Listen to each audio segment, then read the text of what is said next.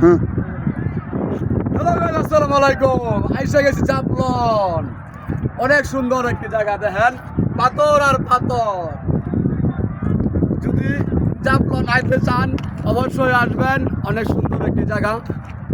সাথে সাথে আবার আমরা ভারতের সাথে আছি, ভারতের পাশে জায়গায় যদি দেখেন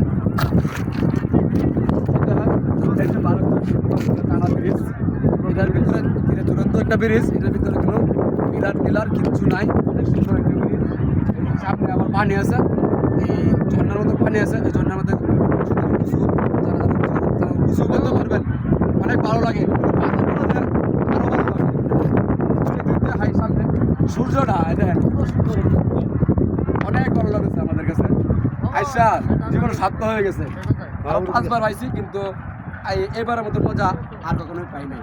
যারা আসবেন অবশ্যই এসে জাফলং দেখতে যাবেন। ভালো থাকবেন। আসসালামু আলাইকুম।